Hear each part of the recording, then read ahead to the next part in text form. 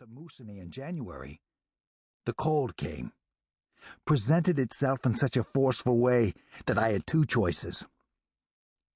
The first was to assume that the cold was a living thing that chased me and wanted to suck the life from me. I could get angry at it, desperate for some sense of fairness in the world, and then begin to panic. Or my second option was to make up my mind that the cold, that nature, was just an unfortunate clash of weather systems. If I made my mind up this second way, that the physical world no longer held vengeance and evil just beyond the black shadow of Spruce, then I'd try and make do with what I had. And when I realized what an idiot I was for ending up here all alone without the proper gear, just a jean jacket with a sweater under it and running shoes on my feet, I'd get angry, desperate for some sense of fairness in the world, and begin to panic. Me, I preferred the first option, that Mother Nature was one angry slut. She'd try and kill you first chance she got. You'd screwed with her for so long that she was happy to eliminate you. But more than that, the first option allowed me to get angry right away, to blame some other force for all my troubles. The panic came much quicker this way, but it was going to come anyways, right? And so I climbed out of my cockpit and onto the wing on that frigid afternoon in my jean jacket and running shoes, walked along the wing, fearful of the bush and the cold and a shitty death all around me.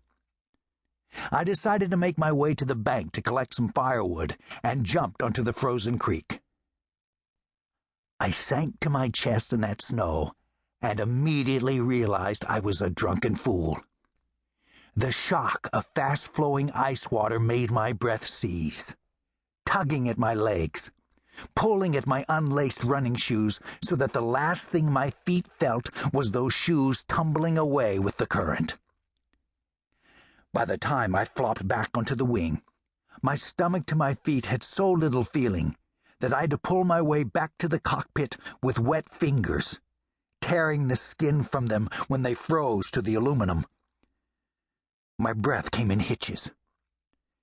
When I tried my radio, and my wife finally picked it up, she couldn't understand me. She thought I was a kid fooling around on his father's CB, and hung up on me. Like I said, panic came quick. I could waste more time and the last of my energy calling back, hoping to get Helen to understand it was me, and that I needed help now. But how to tell her exactly where I was? They might be able to find me tomorrow in daylight, but not now with the night closing in.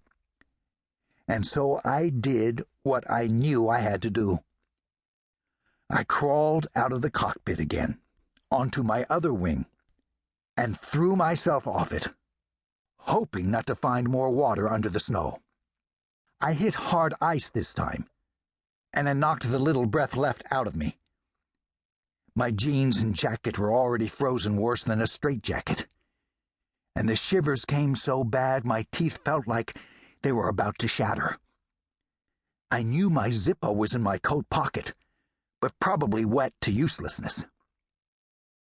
Push bad thoughts away, one thing at a time. First things first. I crawled quick as I could, trying to stand and walk, and I Frankensteined my way to the trees and began snapping dry twigs from a dead spruce. After I made a pile, I reached into my chest pocket, breaking the ice from the material that felt hard as iron now. My fingers had lost all feel. I reached for my cigarettes, struggled to pull one from my pack, and clinked open the lighter. I decided that if the lighter worked, I'd enjoy a cigarette as I started a fire. If the lighter didn't work, I'd freeze to death, and searchers would find me with an unlit smoke in my mouth, looking cool as the Marlboro Man. On the 15th thumb roll, I got the lighter going. I was saved for the first time.